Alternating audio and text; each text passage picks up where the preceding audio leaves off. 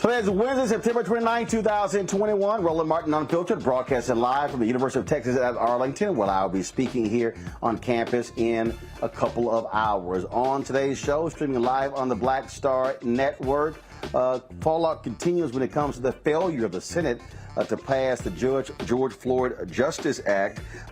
You also have Republicans who also 2 days away from saying, hey, what the hell? We're going to let America default on its credit. What will happen? Will they step up and actually allow Democrats to increase the debt ceiling? We'll break that thing down. Also, we'll talk with the attorney out of Tulsa, where they actually had a court hearing yesterday where they are trying to establish reparations for the people who were the descendants of the Tulsa 1921 race massacre. We'll talk to Demario Simmons. Also, I sat down with author, of course, noted historian Gerald Horne, talked about his new book called The Bittersweet Science, Racism, Racketeering, and the Political Economy of Boxing. It's a fascinating conversation. You don't want to miss that. So, folks, we got a great show for you. It's time to bring the funk. I'm Roland Martin Unfiltered with Black Star Network. Let's go. He's got it. Whatever the biz, he's on it. Whatever it is, he's got the scoop, the fact, the find. And when it breaks, he's right on time and it's rolling. Best believe he's knowing. Putting it down from sports to news to politics. With entertainment just for kicks, he's rolling. It's on go, roll, y'all. It's rolling Martin, yeah. Rolling with rolling now. He's funky, he's fresh, he's real, the best, you know he's rolling Martin now.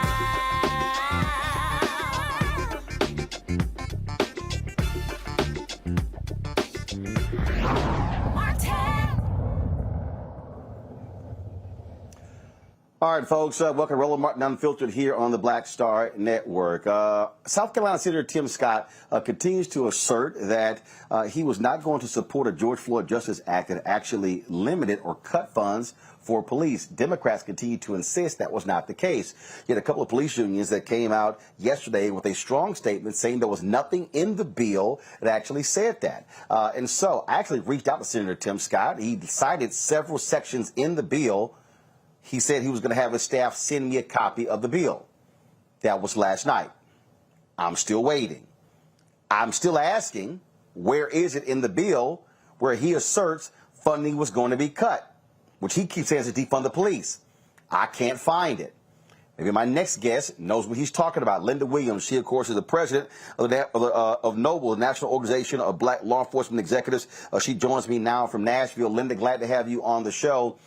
You had a couple of unions come out yesterday and said there was nothing in this legislation that would actually defund the police. Senator Tim Scott continues to insist that that is the case. Have you seen any evidence to support the position that he is taking at the bill that Democrats were proposing was going to make financial cuts to the police? Thank you, Roland. Good to have to be here again. And let me correct, I'm immediate past president. I just passed the torch, Okay, but I got was it. very pivotal in my presidency all of last year, and that is not correct. Matter of fact, Noble sat at the table to help create the language for the bill.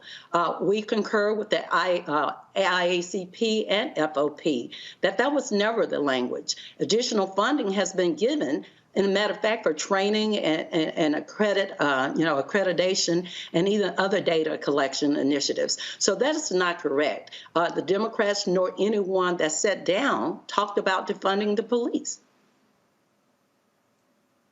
Well, and again, like I say, I mean, I hit him up, and I wanted to know specifically what he was talking about. And what he said to me was that sections, this is what he said, read sections 113, 114, 202, 204, 363, 382, and he said, and more. It's pretty clear.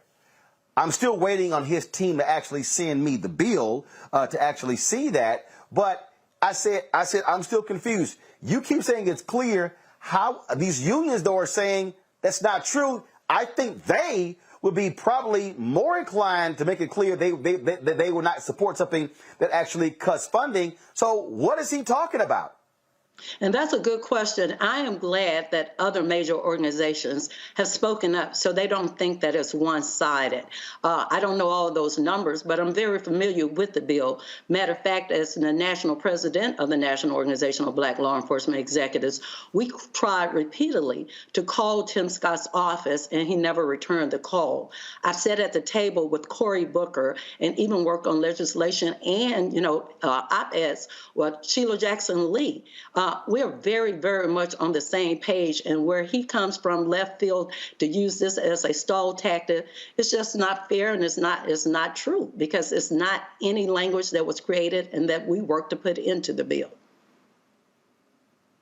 So let me correct this. Let me be real clear.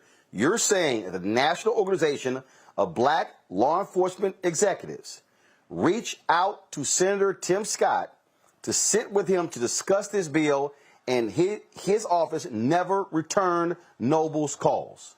That is correct. As national president, when we sat at the table repeatedly with Cory Booker and others, just to get an understanding so that we could have our voice, so that we could put the language that would be a benefit for, community engagement for police officers, as well as a better, rapport with our communities. And so in trying to do so and to level the playing field that we could get feedback from both sides, we never received a call back from Scott's office.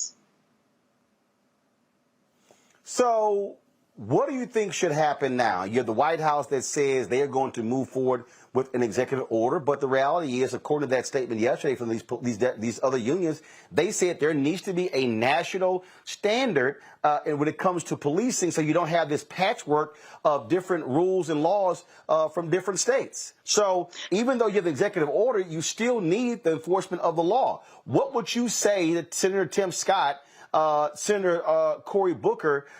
Would you say, hey, get back to the table, stop spending all this damn time on doing television interviews, and hammer out a deal? You say it better than I can, Roland. Absolutely. Get back in. This is something that our country, this is not, anything that's to divide us. Law enforcement is an extension of the communities. And the fact that we're at this repass that we are now, it's time that we sit down, forget our differences, and work on our commonalities, that law enforcement are here as the guardians of the community. And of course, that means to protect the rights and the responsibilities law enforcement have, but to make them accountable to the communities that we protect and serve. So time is out for, all the interviews and the stalling tactics. We need to get to the table and come back with something. Something is better than nothing, and we all have to give and take. But it's something at a time in our history that would mark this moment in history for those generations to come, that we couldn't get it right. But the time is now, and the time has passed, that we have to put aside our difference and have the transformation that we need in law enforcement in our communities. And you know, I've reached out to different families. They are the George Floyd family, not happy at all with what is taking place. They're deciding what is next. You know, I'll be perfectly honest with you. I think what should happen is simple. I think the George Floyd family and other families should come to Washington D.C. And they actually, before they come, they should say, we are calling a meeting and we want Scott at the table. We want Graham at the table. We want McConnell at the table. We want Booker at the table. We want Schumer at the table and Senator Dick Durbin at the table and say, we want y'all to meet with us to explain to us why y'all can't come to a deal. I think this is the moment where the families of those who are affected, Walter Scott family, there in South Carolina, all those families should say, no, we're going to come to Capitol Hill and see if y'all are willing to sit down with us. And then, and you know what? Bring the cameras in and say, share with us, tell us to our face why y'all can't come to a deal. And, you know, I'm with you. If you keep doing the same thing the same way, you're going to keep getting the same results. All of those persons that sit on Capitol Hill, those are public servants. They are not above reproach or above the law. And maybe it takes the outcry from citizens, from folks like the George Floyd family and so many other that have become, you know, victims of this ongoing tragedy in our country. So I stand with them. You know, the time is now. We can't keep pushing the envelope. You know, we don't want a repeat of what has happened. We need some relational transformation in this country. And if it starts from the very citizens and the law enforcement agencies and the congressmen and legislation for this uniform and these standards, we have to do that. It has to be law, because if we leave it at the discretion of law enforcement, then we'll continue with the same issues that we have always had. The time is now. We have to come together and set aside our differences. It's not a black and white. It's not a red and blue. It's an American problem. And as citizens of America, we have to do better. All right. Linda Williams, immediate past president of Noble. Well, appreciate it. Thanks a lot. Thank you. And you take care and keep up the good fight. All right, thanks a lot. We're going to go to my panel right now. A. Scott Bolden, past head of the National Bar Association Political Action Committee, attorney in Washington, D.C. Robert Patillo, of course, with Rainbow Coalition, Peachtree Street Project, Coalition Project, and also Brianna Cartwright, political strategist. I want to talk all three of you. That, to me, Robert, is, if you want to talk about really forcing something, imagine if the families of people who've been impacted by police shootings, if they say, we're coming to Capitol Hill on Tuesday, Scott, Booker, McConnell, Durbin, Schumer, Graham, be at the meeting. I would dare one of them to say they're too busy to meet with them. Well, you know, Roland, I think that's a great idea, but I don't know how much that will actually move the needle, because we all know what the operative facts are on the ground. And as Tim Scott articulated on Sunday, Republicans are more interested in scoring political points than they are in actually ameliorating this issue. This idea that but here's why. But Robert, here's what it does. Here's what it does. What it does is it says, no. You sitting here saying it's not this, it's not that. No. Sit across from the table. Since you keep saying this here. Have the unions there. To me, you force them to be in a room. Ain't no more dancing around. No more sitting here. Oh, is this, is that? Say no. Because it's a lot different when you got to say it to a family member's face than when you say it on Fox News and CBS's Face the Nation. But these people have lied to the families' faces before. You know, we've heard Lindsey Graham say that he supported police reform. We've heard Grassley say that he supported police reform. We've heard McConnell and Tim Scott say they were going to shepherd this through. At the end of the day, they're a far-right Republican GOP base. Does not want any form of police accountability or police reform. First, they said that it was the qualified immunity was the reason they couldn't get behind a compromise bill. Now they're saying that, quote-unquote, defund the police why they can't get behind the compromise bill. The truth is that the police unions and many of these law enforcement organizations control the GOP, and there's absolutely nothing that they would agree to. So what would they have to do is find those names, find those Republicans who said they are behind this, and then fight like hell to make sure that you can get them on board. Right now, there are no Republicans who are held to account. That's why they trot Tim Scott out there to pretend to be the face of it as their black friend to argue about this. But at the end of the day, they don't have the numbers on the Republican side of the aisle because it is not poll well among Republican voters.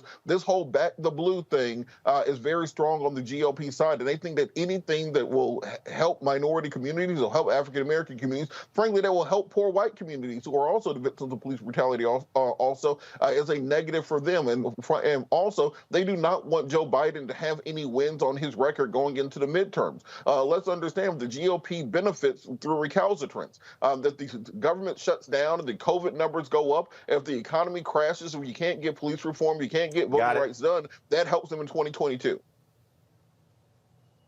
Brianna, bottom line is this here. I think something dramatic on the part of the families is necessary so you don't have the constant back and forth political sniping here that you keep hearing on television. I hear you, Roland. I do not know if that will necessarily be enough, right? We've been at this for a while. I think that Tim Scott, honestly, as we've seen in other times, exhibits not caring about the people. So I think he can do the same thing in front of their face and be a doofus as, you know, on TV, et cetera. I mean, going back to what was previously stated, even if, you know, qualified immunity was the reason why there couldn't be a deal, that's just, I mean, that in itself is problematic, because the reason why we had, I mean, qualified immunity basically strips away what we had when we passed this prominent civil rights law bill. And so really, you know, it allows for police to get away with killing us without any punishment, because it puts it to a higher standard to allow government officials, including police officers, to be above the law. But see, Brianna, you're focusing on the qualified immunity part. You notice that is not. You notice in all the conversations that you have seen with Scott Booker on television, qualified immunity wasn't brought up. Scott's whole, see again though, break down what he kept saying. He kept saying they wanted to cut funding, and he said that was a bridge too far. It was not qualified immunity. There are 5 critical components to the bill. What I'm saying is this is important because you have to change the narrative. And right now, the whole narrative is, they want to see defund the police. I wasn't down for it, so therefore, that's why we're not moving too far. You got to sit in his face and say, point it out, and then sit here and have the union say, Senator, we disagree. Union, Senator, we disagree. Booker, Senator, we disagree. Again, this is a narrative issue, and I think forcing them on this whole deal and being in their face after all of this is necessary. Well, Roland, you may be right, but there's one missing part of your narrative, that it anticipates that they will sit down with the families.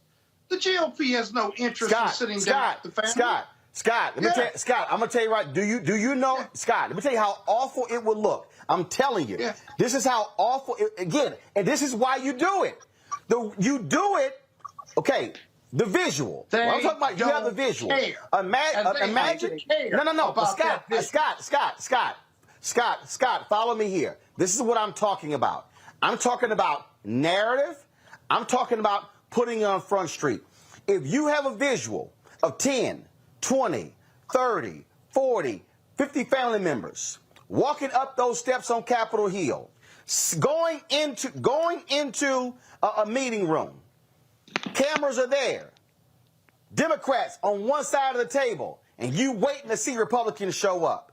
Now you have changed the narrative, and now you have forced them to have to defend. Why would you not sit down with the families? That's what I'm talking about. But your narrative slightly changed. You said Democrats and Republicans and the families. What you just said was the empty chairs. That is a great strategy, because now that's how you change the narrative. My point was, you're not going to get the Republicans to come for that photo op for all the reasons my colleague just said. There are no points in it. And I told you, and I told Monique Presley 3 months ago, when Monique sat here and said, I looked the senator from South Carolina, Lindsey Graham, in the eye. He's committed to police reform. I said then and I'll say now, they can fiend whatever you want them to fiend, but they vote with their feet, and what they say about police reform is not the same as what they're going to do. They didn't do it. I told you they weren't going to do it. And by the way, the black senator from South Carolina, hold on, he's not talking to you or me or the Democrats when he says they wanted to defund the police. He's talking to the Republican conservatives for their rally call that says we can't do that. Of course. And so you're giving the Republicans really too much credit because they don't care. And you have to care to be embarrassed. You have to care to work with the other side. They have zero interest in police reform. Zero. But Scott, again, what I'm talking about is it still is a question of tactics and narrative. Demario Solomon Simmons, we're going to talk to him about the Tulsa hearing on yesterday. Hold on. Attorney Demario Solomon Simmons, we will discuss with him about the Tulsa hearing in a little bit. He wants in on this conversation. What I'm arguing, Demario, and you've been doing this in Tulsa, there has to be something dramatic not from a Democrat, not from a Republican. To me, there's nothing more powerful than to have the families of people who have been impacted by police abuse and police violence challenge both sides to say, sit down and let's restart the conversation, and we want to hear directly what is the problem, why can't this thing move forward? Roland, you know you're my guy, but I'm just going to simply say to you, we've done that. We've sat down with the Republicans. I agree with my friend Scott Bolden. They don't care. They don't care. They have no shame, and they're not going to vote for it. And the reality is the real problem is... And that's why you do it again, to shame them. But the real problem is the Democrats not getting rid of the filibuster. The Republicans are doing what Republicans do. They stand strong, they stand united, and they stand against the things they're not for. They're not for police reform. They're not for getting rid of expanding the courts. They're not for voting rights for black people. That is not what they stand for, and that is not what their voters vote them in to do. So it's up to the people we vote in, the Democrats, to do the things that we hoped that they were going to do. And at the end of the day, they simply have failed us at this point. My clients, the Crutcher family, has sat down. You're not going to get. Look, it's two main senators who are saying they are not going to end the filibuster. It's not just two. Those two are the front. Those two are holding the fronts for the others. Demario. I said there are two main senators. What you have seen is Senator Mark Warner, who has said that he supported a carve-out specifically when it comes to voting. Yes, there are senators. I'm saying the two main senators. That's what I said.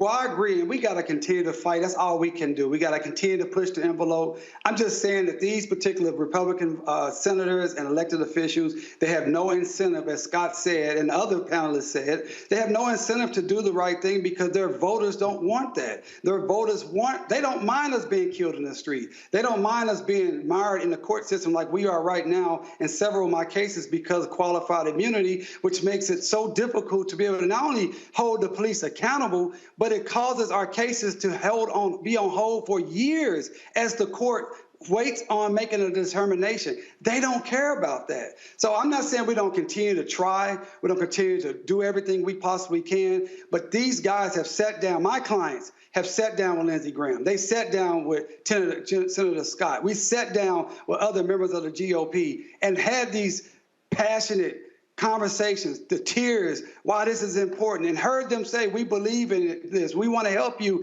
and then they come out and they never do anything that really substantially help us. That is just our reality. But this is the but Breonna, here's the thing, it's very simple. Okay, if Demario says we got to continue to fight, well, what the hell does that look like?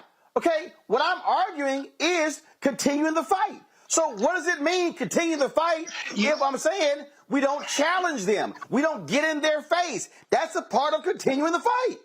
Well, I think the premise I agree. I'm sorry, go ahead. No, one second, hold up, Brianna. Hold up, Brianna. I agree with with the picture of having empty seats. It's a tool that's worked many times in labor negotiations, and it sends volumes that they couldn't even show up for the people that they're supposed to represent. But going back to what you said, the filibuster, right? That in itself is created on race lines. You know, it was created when they wanted to pass a bill against the heinous act of hanging Black Americans. And it took 100 years to break the filibuster, and it's still not on law.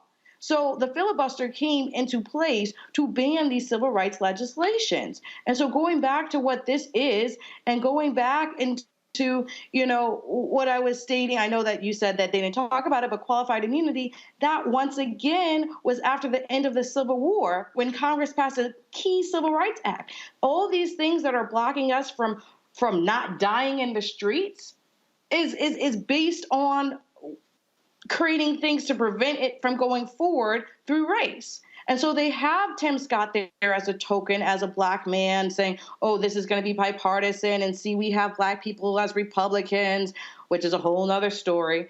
But, it doesn't go past that. And they don't really care because they don't lose their base by not showing up.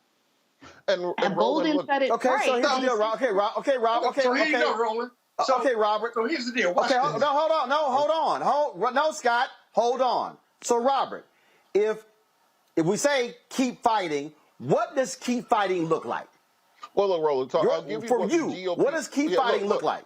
I'm going to give you exactly what the GOP talking points are going to be to the empty chairs. They're going to come out and they're going to have Tim Scott there. No, that wasn't my question. No, Robert. Roland, you got to let me respond. Okay, answer the question.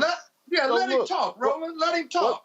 What the Republicans are going to say is, Scott, I'm hosting the show. I got this. Look, all they're going to say is we are not going to be taking part in any political stunts. We've been trying to work with Democrats for the last 2 years, suggested the justice flat. All they are attempting to do is move the ball down the field, and they want to cover up for Democratic mayors and their failures to address police reform on the local level. This is why Democrats need to be petitioning Joe Biden and the Senate leadership on the filibuster. That empty chair moment worked with trying to get Mark Warner, trying to get Joe Manchin and Kristen Sinema to come up off of opposition to the filibuster. That is where the battle lines are going to be. There are not 10 Republicans who will vote in favor of any form of police reform. Not 10 Robert, you did not answer my question. They're not going to get ashamed. No, Robert. I'm going to ask you again. Answer this question. If we say let's keep fighting, what does that look like then? The fight is over the filibuster. The fight is over getting rid of the procedural rules and passing it on a 50-50 party line vote and having the vice president be able to break that tie. Right now, we do not have 50 Democrats. You're still not answering the question. No, you're still not. Stop. No, you're still not answering the question. I agree with getting rid of the filibuster. I'm asking you again. What do we do? What does that look like? What do the people do? What is it? I'm talking about the action, not getting rid of the filibuster. What should people be doing to make that a reality? That's what I'm asking you. Well, one, it has to be petitioning the president, making sure our congressional leadership are meeting with the president on a regular basis to impress upon him the need to get rid of the filibuster. Also, we have to be lobbying Joe Manchin, Kristen Sinema, Mark Warner, any others who are against that policy proposal on a regular basis. We cannot simply keep talking to the senators who already agree with us because they are already impotent on this. But we are going to need presidential leadership when it comes to abolishing the filibuster, not these lukewarm statements, because this will never get passed if we are waiting for 10 Republicans to come across the party lines. Joe Biden's administration. Question. That is what I'm saying. We have to address these senators who are against repealing the filibuster. Even if you want to do a cutout just for voting rights and criminal justice reform, that can be done and maintain the filibuster for other issues like national security, going to war, those sorts of things. But if you do not get rid of the filibuster on criminal justice reform, you will never get anything through. And you need the president and the vice president and Senate leadership all singing from the same sheet of music. Right now, there is no leadership on the issue. And the reason you got to turn. Okay, I'm gonna ask them. No, Scott. One second. First of all, hold on. I'm going to say who speaks next. I need everybody to chill. DeMario, answer the question. If we say we are going to keep fighting, what does that look like? What should the people be doing what should the people be doing to try to make this thing happen? Okay, doing what? I want to know specifically, because people are watching and listening, and they're saying, all right, I need some marching orders. Marching orders is not Biden should do this, Schumer should do this, the Dems should do this. What should we be doing to force them to do it? That's what I'm asking. DeMario. Right, and I can answer that question because we're doing this right now. Number one, in a specific case of the crutches, we're going to the Department of Justice trying to seek relief that they can provide us. We are talking to our Democratic senators. We are talking to the White House. And I agree with the brother that just was speaking. We need to put the pressure on the President of the United States of America to come out with a forceful statement that this filibuster must go away. He was elected by black people because he said he was going to be for racial equity and that he was going to do the things that we needed to do so we could vote and live without police violence and have an opportunity to be successful and safe in this country. He has not done it. He came to Tulsa to talk about the massacre. He talked about equity, but he hasn't done anything. He hasn't passed anything. He hasn't signed an executive order. He hasn't come out and said, I am against the filibuster. I want this bill passed and the filibuster needs to go away, period. He has not done that, and that's where the fight is. These Republicans are not going to change themselves. They are doing what they've been their job. I respect Republicans for that because they do exactly what they say they're going to do. We don't like you Negroes. We don't want you to vote. We don't care if you killed in the streets. We're not going to help you. And they don't do it. And we continue to beg them while the Democrats who say they're for us, say they're going to do things for us. They said if we flip the seats in Georgia, then we can get all these things done for racial justice and for our people for voting. That was the deal. That was the promise. And that has not happened. Period. This is what I'm hearing, Scott, which I said a couple of months ago. When are you going to see on this very issue, and people were getting arrested at the United States Senate? What did I say? There should be folks sitting here chaining themselves to the fence of the White House fence.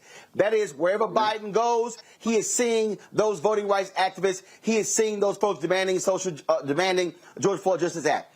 The reason I'm saying what to do is because we are excellent at saying this needs to happen to get the bill passed, but people are saying, I need to know how to channel my action. People are saying on the very set, who am I calling? What number am I calling? Who's organizing that? Who's driving that? That's what I'm talking about. It's one thing to say we got to end the filibuster. We have to then empower the people and direct them on where to go, who to call, what to do, at what time. Otherwise, they're like, I'm ready to fight. But there are groups doing it. But this fight is far more sophisticated than that, though. Because one second. Scott, 1 second. Scott is talking. Hold on. Scott, go. This fight is far more sophisticated than taking it to the streets and getting arrested. We've done all of that, right? This White House has got to step up. I am sick and tired of the rhetoric of this White House. I want their rhetoric to become a reality. And the reality is that only the White House has the power to pressure those two senators to end the filibuster and those who may be on the fence, and we have not made them do it. So how do we make them do it? We get the top 6, top 8 civil rights organizations to go meet with him and put pressure on him because of their constituencies behind them and demand that he do something about Manchin and Sinema. Do something about it. Cut a deal. Cut them off. Cut them away. Cut them out because they are not being loyal. The Republicans are loyal. They don't care. They had the biggest embarrassment in the White House, and they stuck with him, right? They were loyal soldiers. The Democrats haven't been loyal soldiers, and you got to make them jump in line and make them do what they're supposed to do. And Biden and Harris and this White House have not done it. They'll do it for the budget. They'll do it for the infrastructure, but they won't do it for police reform or voting rights and then demand that Black America votes for them again in 2022. What really needs to happen, the only way it's going to change is you outvote them. You outvote them in 2022, but guess what? So Brianna, what's the Democratic argument for Black people voting for them again when we put them in the White House and they failed us within 2 years of 2022? That's your problem. That's a So, bigger Brianna, problem. I'll make this. So, Brianna, I'll say this. Brianna, I'll say this also. All those folks who were protesting in cities all across America after the death of George Floyd in May of 2020 of last year, 2020, where y'all at? See, what has to happen is a return to the streets. What has to happen is mass protests. That has to happen. And so that also has been the case. What you've seen over the last 3 months, 6 months, you've seen largely black organizations. You've seen the Black Women's Roundtable, National Coalition on Black Civic Participation. You've seen Black Voters Matter. You've seen others. You've seen them engage in protest, civil disobedience.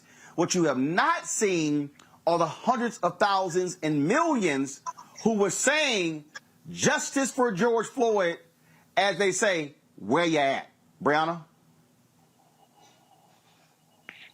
So I hear you. I think I agree with Bolden in the sense of I do not think those protests is going to move the needle enough. I do think that we need to be in every meeting. I think we need to have these conversations. I think we need to have them on social media, TV, in the streets, everywhere, kitchen tables, and have, the faces out, right? Have these civil rights organizations out. As it's previously stated, there are organizations focusing just on this. You can say that there was a protest after George Floyd, but you see how far the George Floyd Act has gone. I don't think that us protesting and, like Bolden said, us getting arrested and everything that we've been doing up until this point is pushing the needle far enough. I think the fact of we put it back into pushes the needle?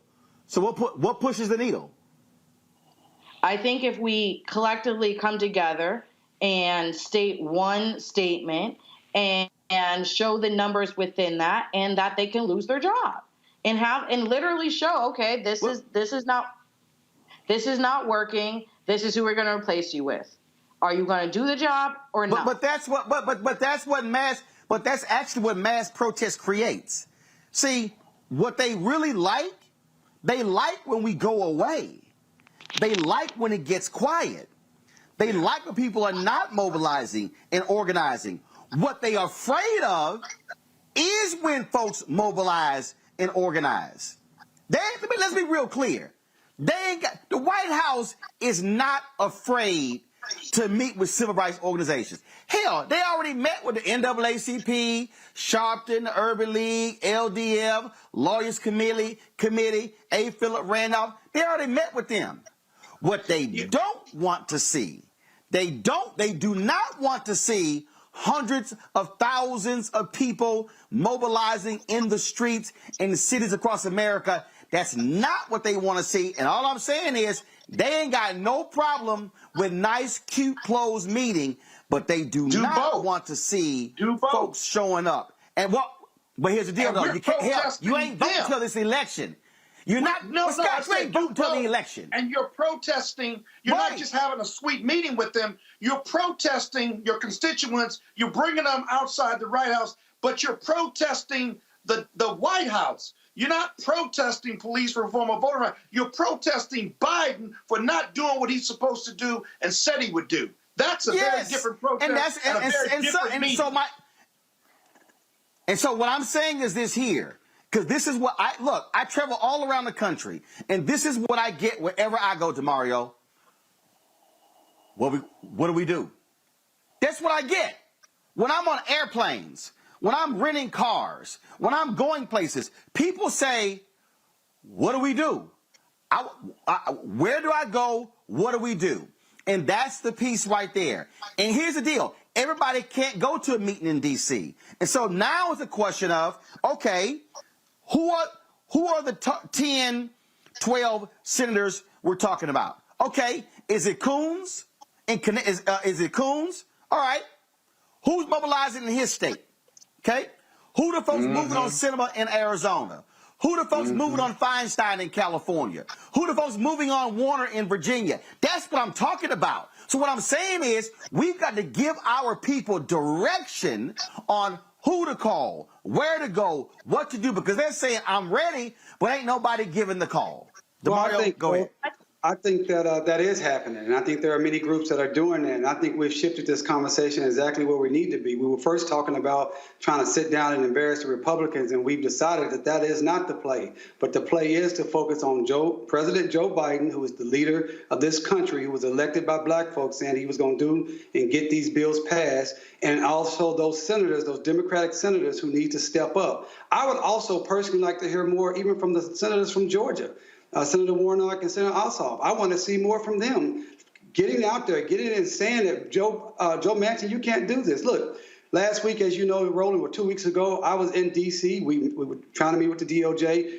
As you know, Dr. Tiffany Crutcher, my client, we ran into Joe Manchin on the street because we were at the wharf and he lives down there. And she went up to him and she challenged him right then and there. And we want these Democratic senators to do the same thing. Stop playing nice with these folks. Our lives are on the line, period. Our lives are on the line, period. I said again, our lives are on the line, period. It is not time to be trying to talk nice, anything. How the hell did Lyndon B. Johnson was able to get the most consequential civil rights legislation passed in 100 years? 1964 Civil Rights Act, 1965 Voting Rights Act, 1968 Fair Housing Act. He was able to do that with the most overt racist people that were still calling us niggas in public. He was able to use the powers of the presidency to get that done. That is what we want to see from Joe Biden. Right now, tomorrow, he should be signing executive orders. I'm sorry. That's not what we're seeing from Joe Biden. No, guys, hold on. I said no. I said, DeMario, your final comment on this, because I got to talk about the Tulsa deal, and then I got to go give this speech. So, DeMario, yesterday, y'all had the hearing in Tulsa before a judge. What took place yesterday in the Tulsa courtroom? And we had our first historic hearing in 100 years of this issue. We got in front of Judge Carolyn Wall, and she allowed us to present our case. It went 6 hours of argument, which Scott knows is a very long time in the courtroom. Our 3 living survivors were actually there, and they stayed the entire time. And listen, we were able to put forth a magnificent case. I'm so proud of my team of lawyers from around this nation, came together, put on the very best case possible. And all we're asking at this point is that the judge allow us to move forward. The defendants, the perpetrators of the massacre, those who bombed and murdered our people and continued this harm for 100 years are trying to kick us out of court. They want the judge to do what every other judge in Tulsa has ever done, not giving us an opportunity to prove our case. But we feel very strong about the opportunity to prove our case. I am looking for anybody who wants to stand with us to go to justiceforgreenwood.org. That's justiceforgreenwood.org. Support these 3 survivors. Support this community. Because Justice for Greenwood is not just about Tulsa. It's about Black America. Because when Black Wall Street was burned down, it impacted all of us. And if we can't get a win for the Justice for Greenwood massacre, it's not because Greenwood and the Tulsa massacre is unique, because they killed us all over the nation. But what makes it unique is the scope of it. You're talking about a town with at least 12,000 Black people, the most prosperous place in the history of this country. You're talking about a city that had more Black professionals per capita than any place in the history of this country. And when that was burnt down, never to be rebuilt, it destroyed the economic engine of all of Black America. But if we cannot win Tulsa, where we have documentation, video, pictures, we have insurance contracts, and we have living survivors, how can we possibly think about reparations in a larger scope when we don't have living survivors? So this is why Tulsa is so important and why I'm so excited for this opportunity for our judge to allow us to move forward and give our 3 living survivors. Can you imagine being 107 years old, 106 years old, 100 years old, and be in court and hear the people that burned down your community tell you that you don't have an injury, tell you that you don't have anything uniquely special about your injury? That's what happened yesterday. That's why we need the country behind us. That's why we need Black America to support Justice for Greenwood Foundation. And that's why we must have this win in Tulsa. And we're looking forward to our judge to giving us this opportunity to move forward so we can prove our case. We can do it if we're given the opportunity. So you presented the case. What is next? Would the judge get any indication how long it would take to rule on this? She did not give us a definite time period. What she told the local media was that she was going to do it timely and as soon as possible. And it was, hey, like I said, it was 6 hours of argument. We have 6 defendants, 7 motions to dismiss. Very, very a lot to go through, but I think we made it very clear for her. But you have to understand, she needs to look at this because this has never happened in 100 years. It has never happened in the history of this country where you've had a scenario where you've been able to see racial terror, racial destruction at a mass level have an opportunity to go to court. But in Oklahoma, we're one of 5 states that have a very unique public nuisance law. It's found at 50 OS 1. And it simply says if there is an unlawful act or an omission of a duty that causes an ongoing harm, then you have a claim. We can prove that. We have shown that in our allegations, and we just need the opportunity. So we expect that our judge will provide us an opportunity to move forward. We hope to hear from her in the next few weeks. We don't know for sure. As Scott knows as a lawyer, we don't make that determination. The judge does, but we're looking forward to hearing from her soon.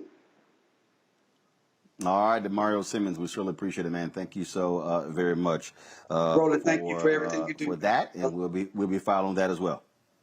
Thank you, brother. We appreciate everything you do. I appreciate that. Thank you very much. So this is a truncated edition of Roland Martin Unfiltered with our panel. And so I want to thank folks for the spirited discussion. I'm here on the campus of University of Texas at Arlington, literally about to run out of this door to go give a speech. And so let me thank Brianna, Robert, and Scott for being on today's show. Thank you so very much. Folks, we had an opportunity to talk with author Gerald Horne about his new book that deals with boxing, racism, the money of boxing, the politics, some amazing insight that Gerald Horne uncovered in his latest book. Here is our conversation. Gerald, always glad to have you here on Roland Martin Unfiltered. Let's get right into it. There are a lot of people, of course, who are boxing fans, and we know about Jack Johnson, we know about Joe Louis, we know about Floyd Patterson, Muhammad Ali, Mike Tyson, Larry Holmes. We can go on and on and on. But people really don't understand the seedy, corrupt history of boxing in this country and in this world. Well, the cliche that used to be used with regard to boxing is that it's so morally corrupt that but for the lack of headroom, the matches should be held in sewers. Some of the most disreputable characters that you can imagine have been involved in not only the promotion of boxing, but the profiting of boxing. Let's start with Donald J. Trump. You may recall during his time as a so-called mogul in Atlantic City, staged many boxing matches, and of course, like many promoters, as they're called, looted many boxers. Or take Bob Arum, for example, now headquartered in Las Vegas, formerly headquartered in New York City. He promoted many Muhammad Ali fights. He promoted many fights. In fact, even though he's in his late 80s, he's still trying to get it on. And he, too, helped to plunder and pillage more boxers than one. And what's interesting about this scenario is that the man who's usually accused of plundering and pillaging boxers is Don King, who, as you know, is a Black American, also headquartered in Manhattan. And he has been denounced more than once by Mike Tyson, Larry Holmes, et cetera. But I think what your viewers need to realize is that Don King is not necessarily unique. It's very curious that the denunciations are heaped on his head, while those like Bob Arum and Donald Trump oftentimes escape denunciation. Well, absolutely. And part of that is because you've had fighters that have gone public. You've had Jack Neufeld's book that was on Don King and so many others. And you're right. I mean, there are a lot of unscrupulous characters in boxing. And for a long time, it was mob run, mob controlled. Well, boxing also, I think, exposes and reveals many lessons, particularly for the younger generation. Oftentimes, many in the younger generation, they ask plaintively, why haven't Black Americans been more heavily involved in the management end, the business end, the profit-making end? Why are they the ones in the ring, stripped to their trunks and taking a pounding as a result. Well, this occurred to older generations. And indeed, a story that I tell in this book is about the effort by the 1950s of the retired champion Joe Louis and his comrade, a Black American lawyer from the University of Chicago by the name of Truman Gibson, to try to take over boxing when television as an appliance was entering many living rooms.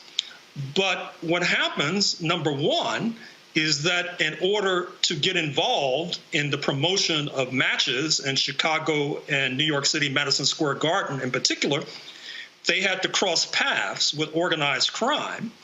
And then number two, what happens is predictable, that the prosecuting authorities, who do not necessarily bear influence from Black Americans, then went after Truman Gibson. He barely escaped prison.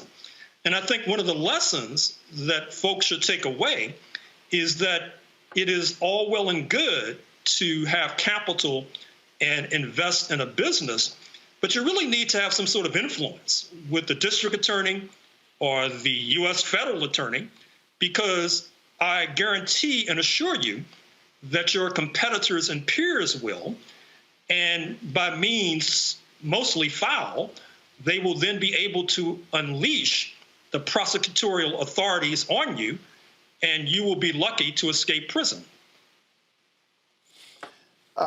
You talked about African Americans being involved on the business side, and I'm going to come back to that, to modern day, and how Al Heyman has completely flipped the script, and frankly has just really pissed off all of these longtime white promoters who have been making major grip, who become multimillionaires because of fighters.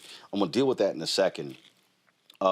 But let's take it further back. You talk about, when you mentioned Joe Louis, the first thing that came to mind is how the folks who represented him essentially were bartering and negotiating his percentage of his purses for life to land fights.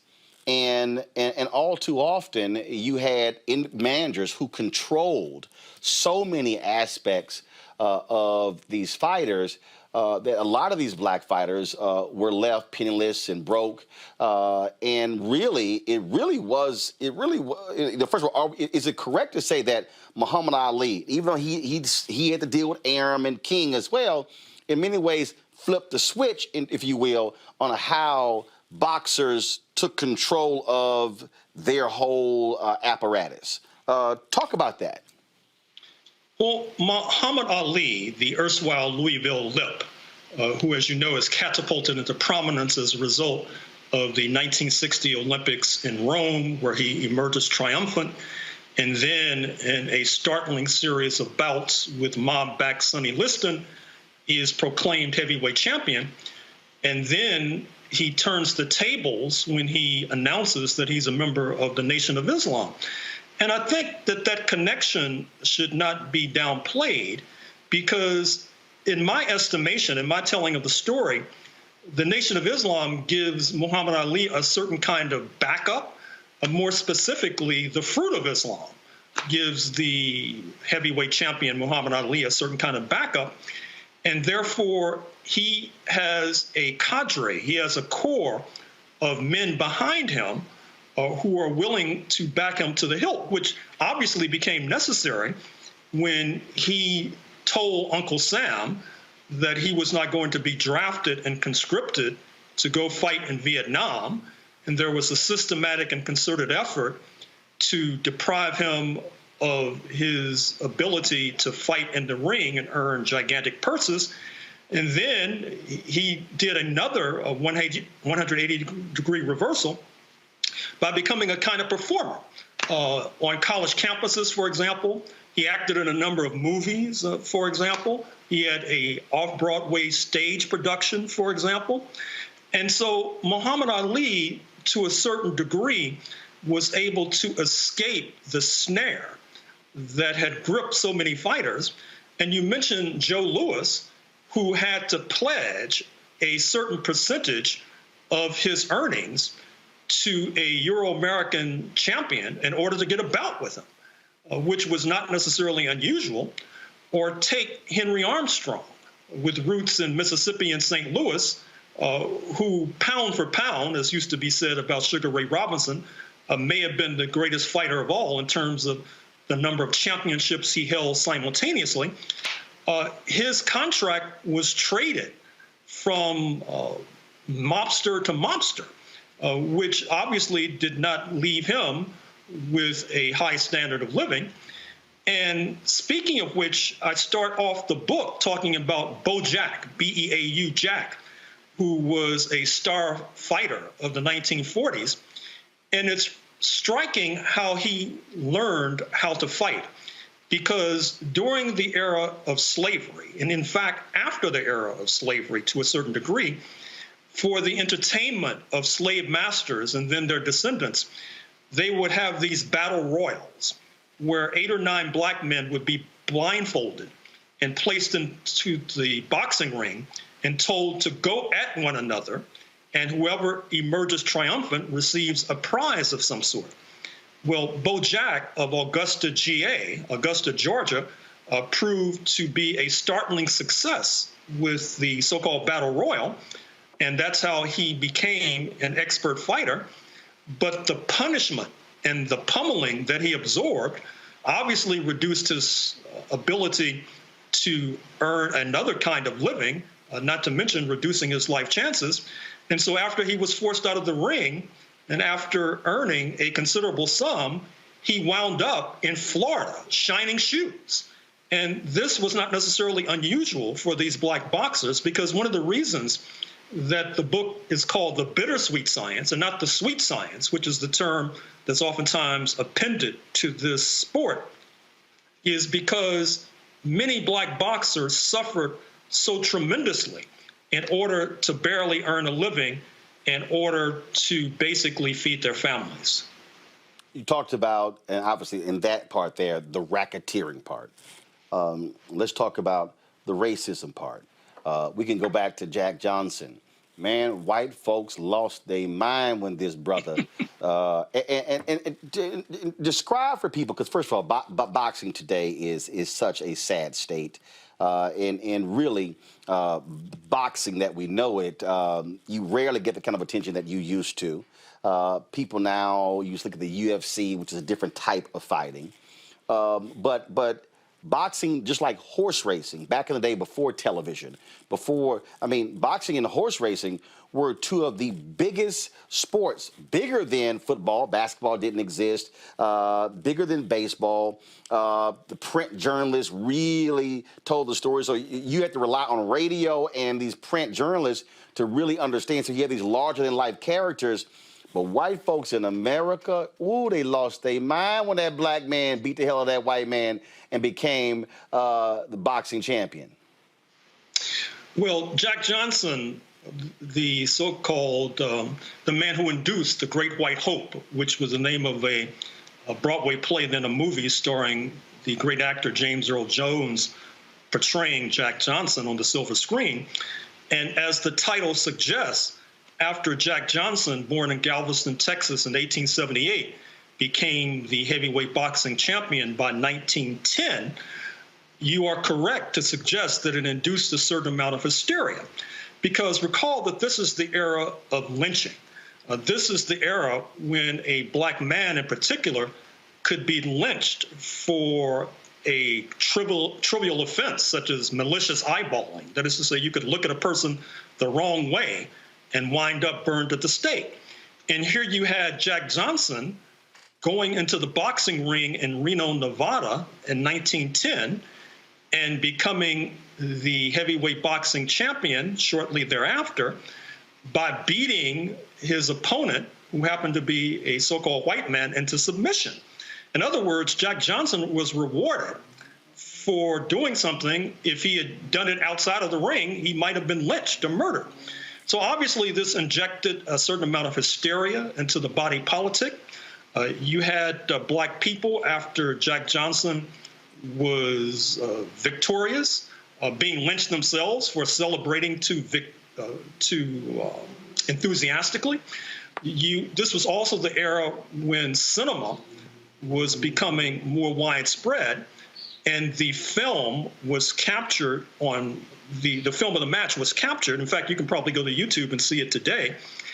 And then it was shown in theaters across the country, if not the world, which obviously helped to incite many white mobs to try to lynch more black people, just as it excited more black people and urged them to greater heights. And so it did not take long for Jack Johnson to once again face the wrath of a prosecuting attorney.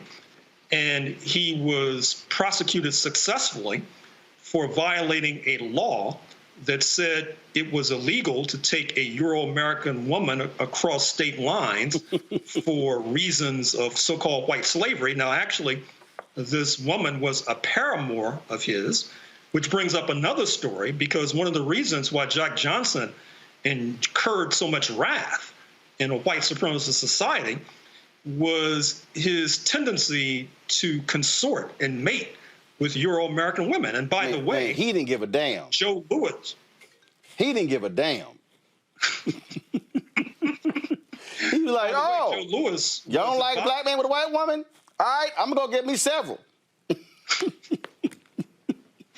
Well, yes, that drove him out of the country, in fact. Rather than face the music in prison, he decided to go into exile. And he was a precursor of Muhammad Ali. Perhaps, if you can accept this, he may have been more militant and radical than Muhammad Ali, because he went into exile in Mexico and then tried to set up a base in Mexico from which attacks could be launched on Texas and the other white supremacist states of the United States of America. Obviously, this too infuriated the authorities. And finally, when you had regime change in Mexico, he was forced to come back to the United States and serve in prison. Wait a minute, hold up. So Jack Johnson was trying to lead a rebellion against the United States? Oh, absolutely. Yeah. Even Muhammad Ali wasn't trying to do that. Right. So he was quite an extraordinary figure. And even The Great White Hope, that movie, which I admire, I don't think it really does justice to his entire career. And I sort of understand why, because particularly that chapter I've just outlined, where he tried to lead a rebellion from Mexico, that's not the sort of thing you expect to see on the silver screen. Well, keep in mind, Jack Johnson also was a native Texan.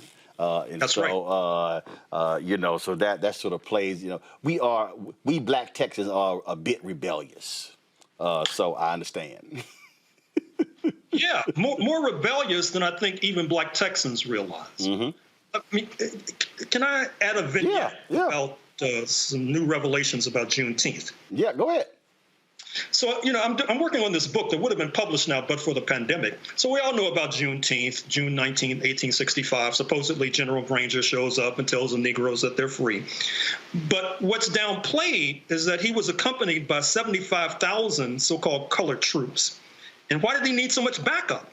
He needed so much backup because the settlers in Texas, which was the Confederate state least damaged by the Civil War, and was the Confederate state in which slave owners from Louisiana and Arkansas were bringing their enslaved during the Civil War, because you saw the black population increase exponentially. They had this idea of resuming slavery in Texas. And not only that, but recall that Mexico, the southern neighbor of Texas, was then under French rule. They were supporting the Confederacy. And so many of the black people were going to be deported into Mexico to continue slavery.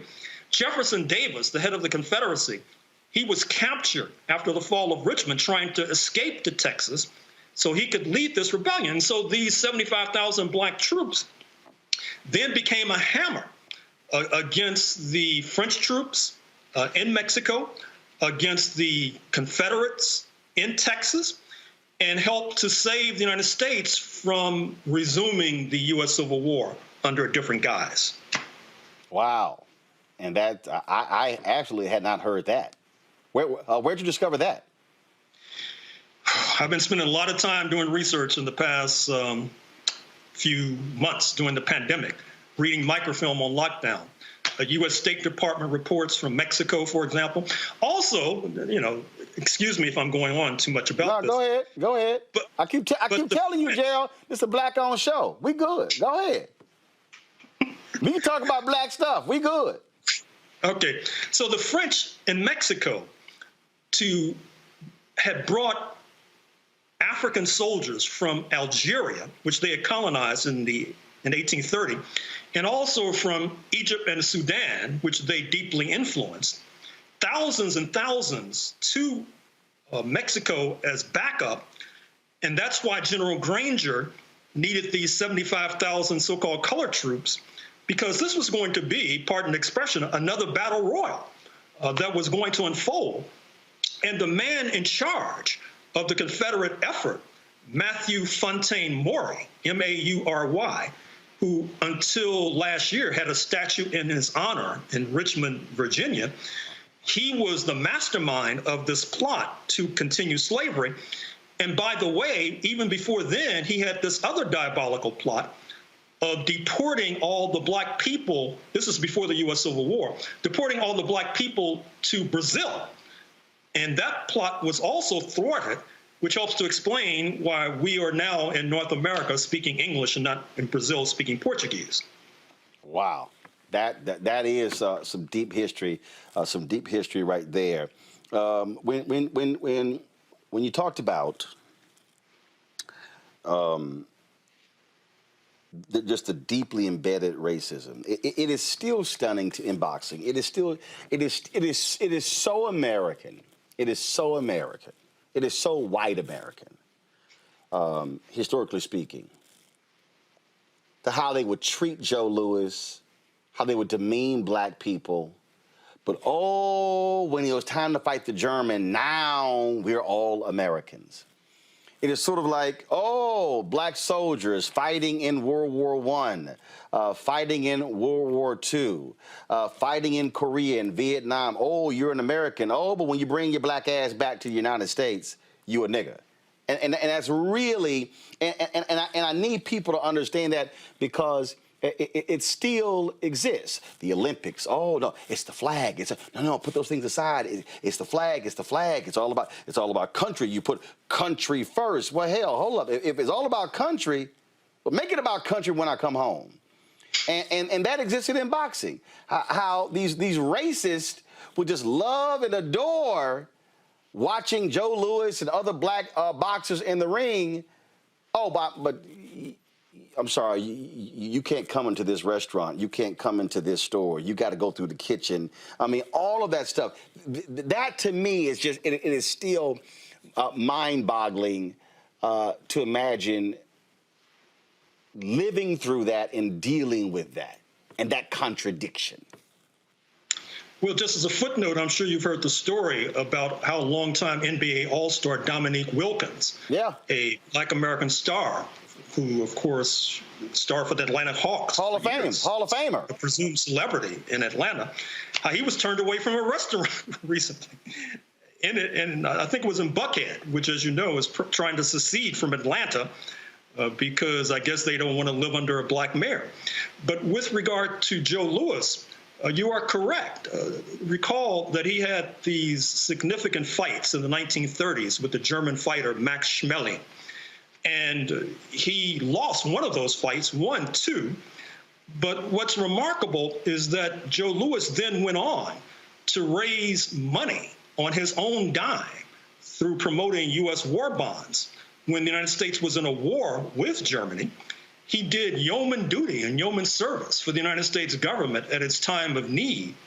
And yet, after World War II ended, circa 1945, and particularly after he retired, circa 1949, 1950, the U.S. authorities, the tax man, the Internal Revenue Service, came after him with a vengeance. They figuratively held him up by the ankles and shook him until all the coins fell out of his pockets. And then when he tried to promote boxing with Truman Gibson, as I talked about a moment ago, then they went after Truman Gibson, and he barely escaped prison. And ironically enough, after all of the money that Joe Louis earned as a result of these attacks from the U.S. government that he served so loyally, he wound up as a greeter at a Las Vegas casino. That is to say, akin to a person who greets you when you walk into a Walmart. He did not end up very well, and it's a very sad and tragic story indeed.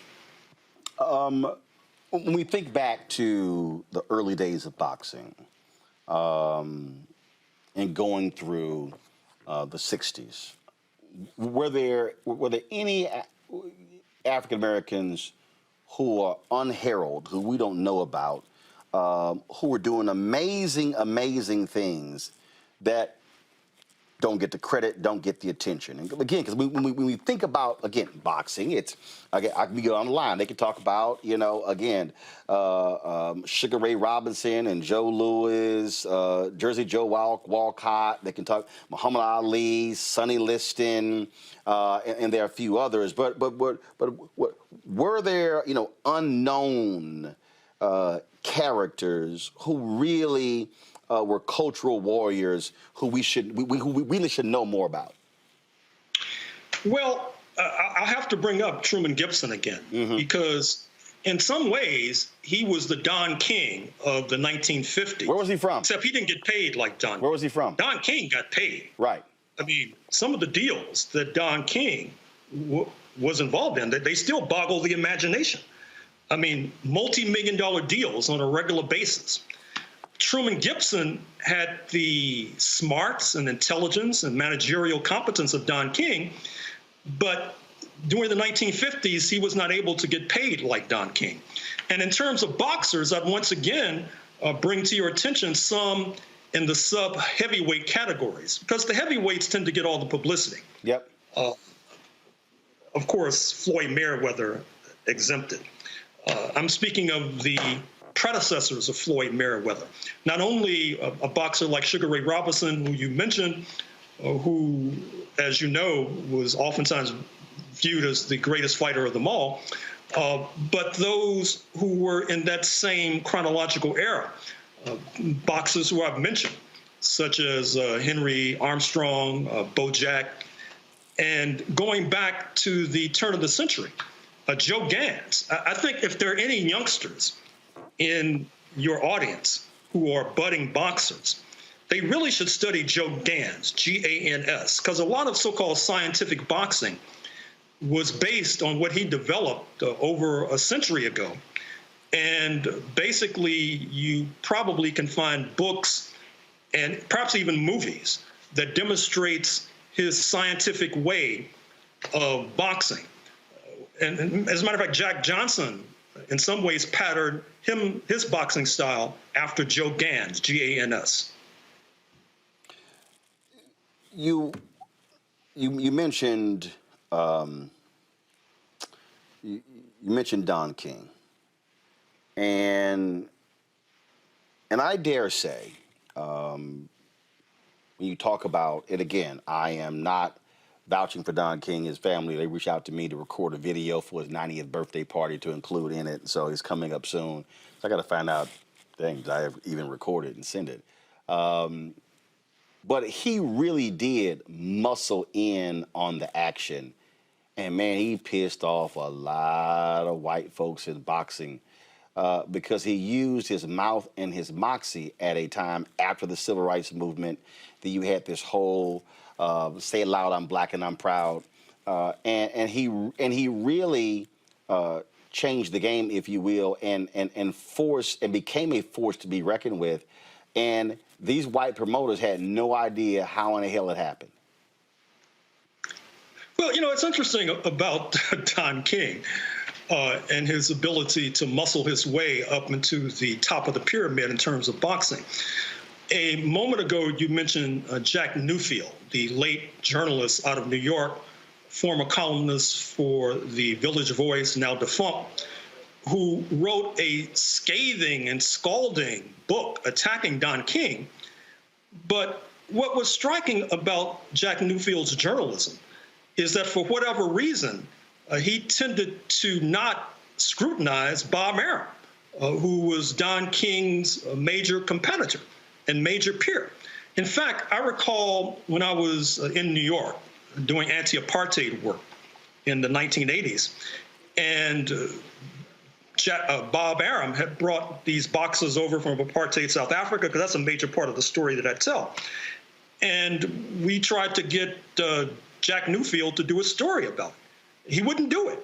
In other words, it seemed to me that he was almost acting as a flack for Bob Arum, Don King's major competitor, which in retrospect, I don't think your audience should necessarily be shocked or surprised by, because we know that black men of an older generation oftentimes, once again, had to face the prosecutorial authorities. You might recall Willie Brown, who's probably in the same age group by now of Don King, the former mayor of San Francisco, Yep.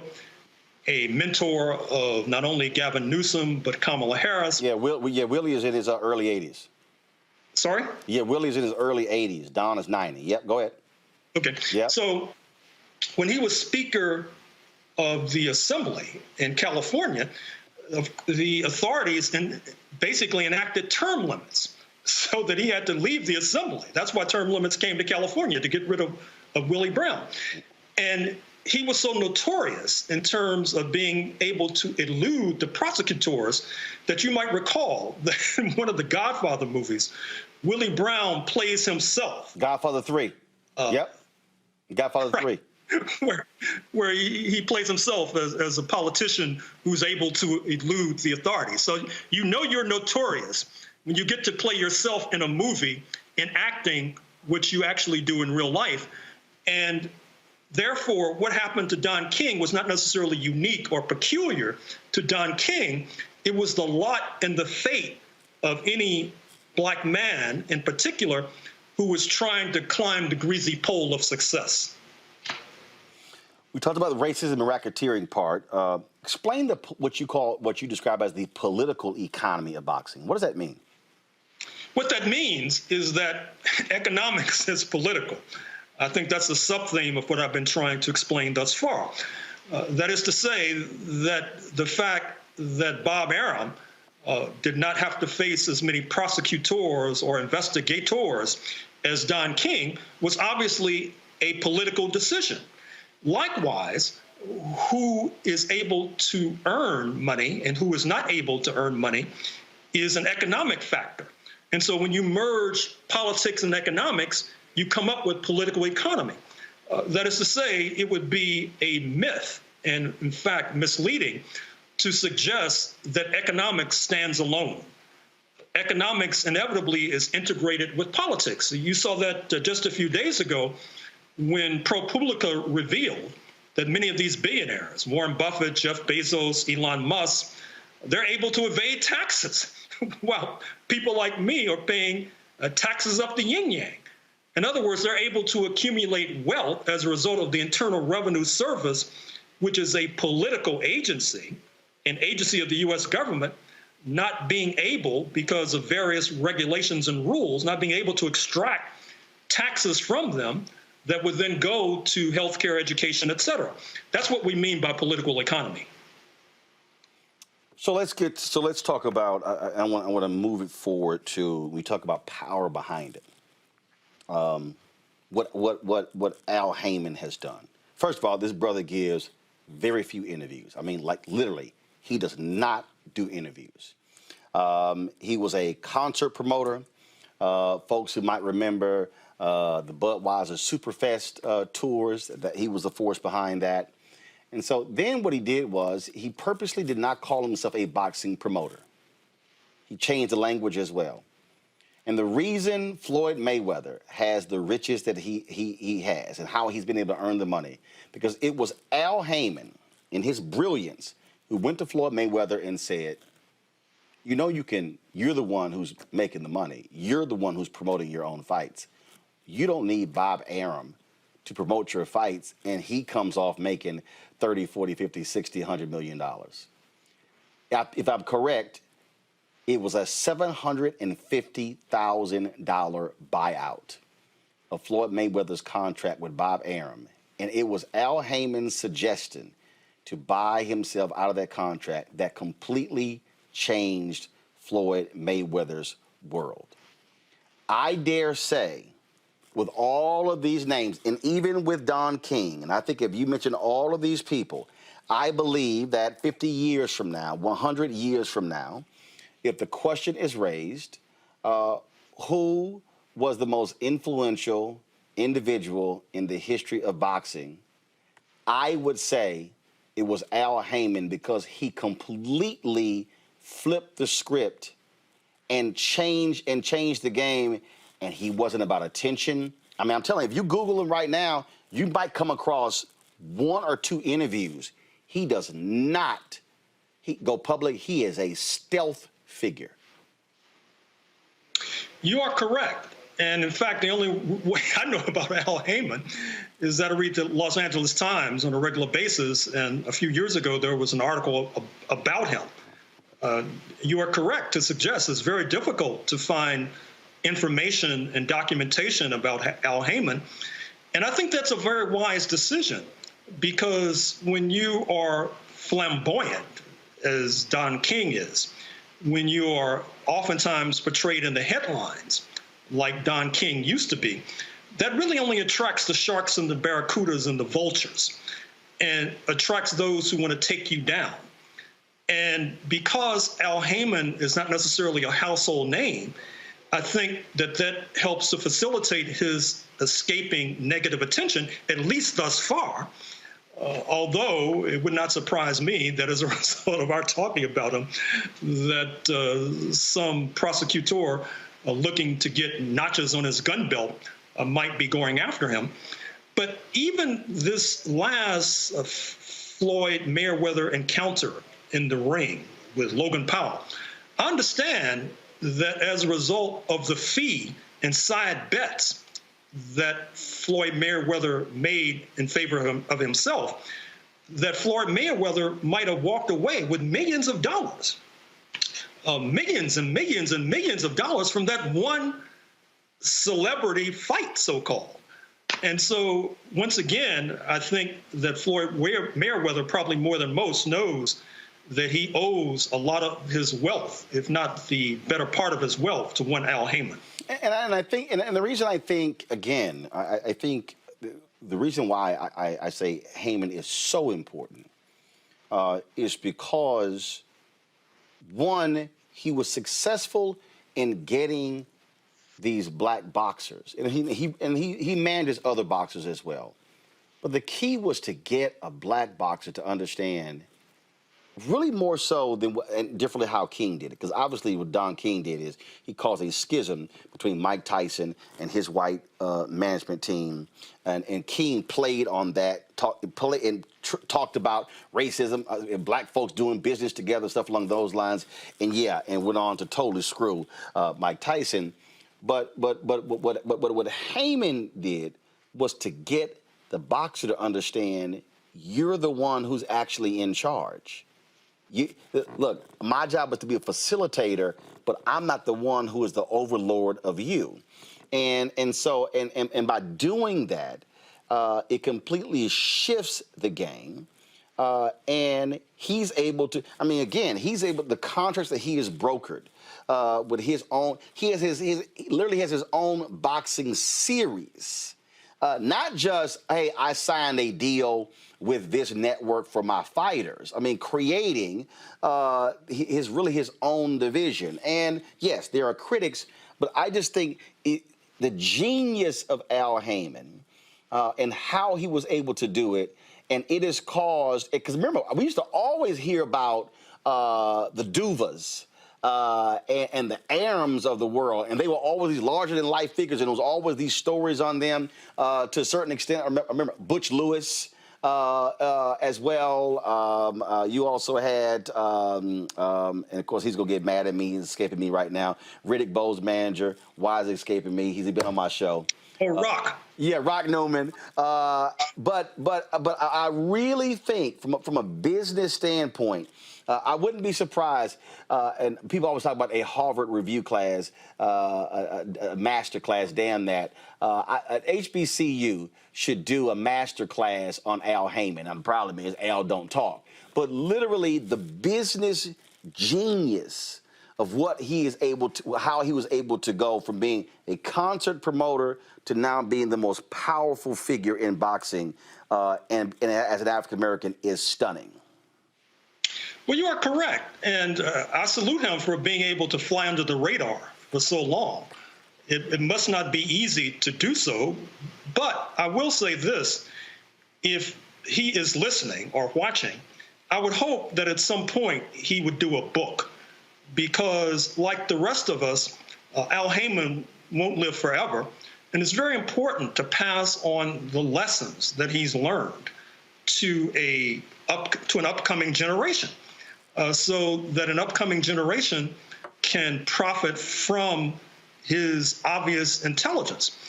Although I have to say I'm sympathetic to why he tries to keep a low profile, because as I explained in the book, sports in general, and boxing in particular, is mob infested. There is a credible story, in fact, about Sonny Liston, who, as we know, was defeated by Muhammad Ali and then died under mysterious circumstances a few years later, that Sonny Liston might have run afoul of the mob in Las Vegas. And Las Vegas is a particular site and locus of the story that I tell. It's not just because it happens to be the home of Floyd Mayweather and happens to be the home of Bob Arum as well. It's also a regional headquarters for organized crime, and it's a city that was built on gambling in a state where in some counties prostitution is legal. So if you're talking about corruption, if you're talking about immorality, you have to talk about Las Vegas, you have to talk about Nevada. I ask you this all the time we do interviews, and I do this with every book author. And the question I always ask is, all the research, what was your wow moment that you uncovered that caused your eyes to just get big and you say, this is unbelievable. Wow, this is crazy. Well, that's a hard question. I will say this, and I'll say this for future researchers who wonder. There is a great boxing archive at Brooklyn College in Brooklyn, New York, that, believe it or not, has not only correspondence from Muhammad Ali. I saw Muhammad Ali's medical records at this archive, which as early as the early 1980s, a doctor at Columbia Medical School had diagnosed him with having a kind of Parkinson. I saw the records of Muhammad Ali after he took this tour of Africa in the 1979 at the behest of then U.S. President Jimmy Carter to try to get African nations to boycott the Olympics. So those sorts of primary documents about Muhammad Ali is sort of a kind of goal for researchers. And with regard to the aha moments or wow moments, it's just all the killings. I just made reference to Sonny Liston, and I mentioned him only because people are familiar with his name. But it's astonishing how many boxers have been murdered over the years. I mean, if you don't get killed in the ring, you can be killed outside of the ring. And disproportionately and overwhelmingly, those who are being killed outside of the ring are these black boxers who refuse to go along with the mob. So I'll close on this particular segment by saying that I encourage other researchers to visit this boxing archive at Brooklyn College. And there's another one at the University of Notre Dame in South Bend, Indiana, that is not as rich in documentation as Brooklyn College's, but is useful nonetheless. That's a tip to up-and-coming writers about boxing. Look, I do want to ask you this here because I think people also don't understand this here, and there have been other books and documentaries done on this here. Boxing was a savage sport, grossly unregulated. And it was numerous deaths in the ring that caused this country to say, we got to put a stop to this. And wasn't there a point when they literally even stopped showcasing boxing on television because of the savagery? Well, boxing, in a certain sense, suffered from saturation. At one time, there might be 3 or 4 boxing matches on television every week, 4 or 5 every week. But that was like an overdose. It's as if you have 4 or 5 professional football games on television every week, and I think the NFL is coming to that point of saturation as well. But you are correct to point to the savagery and the bloodlust that characterizes boxing. As noted, I just talked about people being killed outside of the ring. Of course, you might recall the match in 1962 between Emil Griffith of the Virgin Islands and Benny Paret with roots in Cuba, where Benny Paret had insulted Emil Griffith before the match.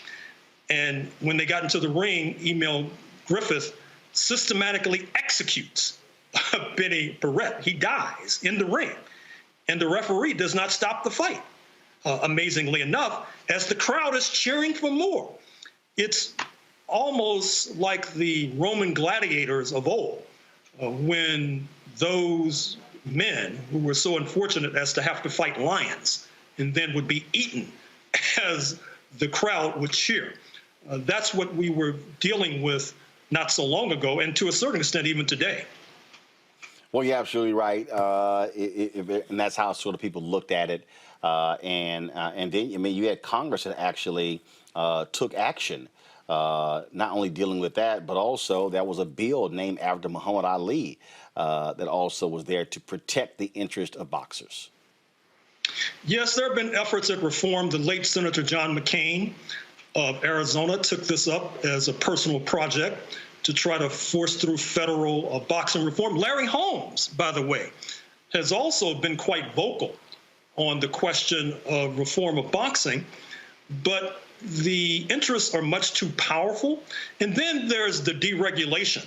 I mean, for example, you have 50 different state regulating authorities, with the most powerful ones being in Nevada, New York, California, New Jersey. And so if any of those particular states would move to tighten regulations, well, then the boxers and the promoters would simply move to, say, Kentucky, for example. That's why you need a federal law.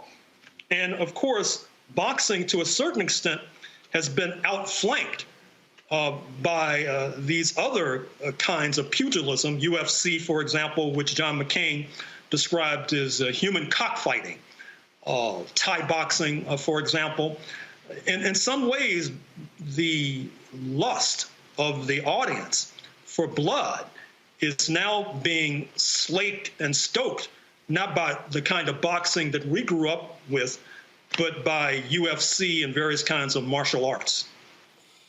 Folks, the book is called The Bittersweet Science, Racism, Racketeering, and the Political Economy of Boxing. Is by Gerald Horne. Gerald, first of all, what number book is this?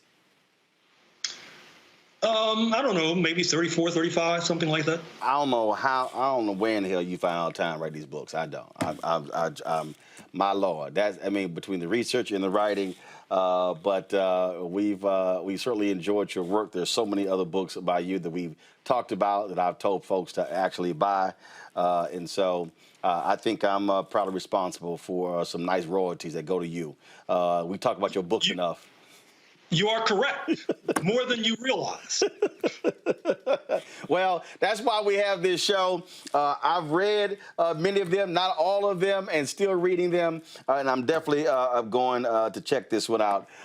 So, Gerald, I appreciate it. And then next time I got to Houston, y'all, this is how bad it is. I'm going to have to bring all of my books from Gerald.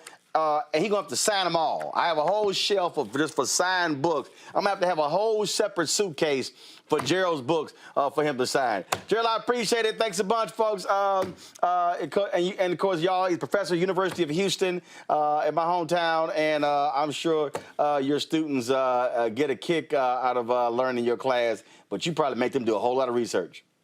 Absolutely. Gerald, thanks a lot. Thank you. Good luck.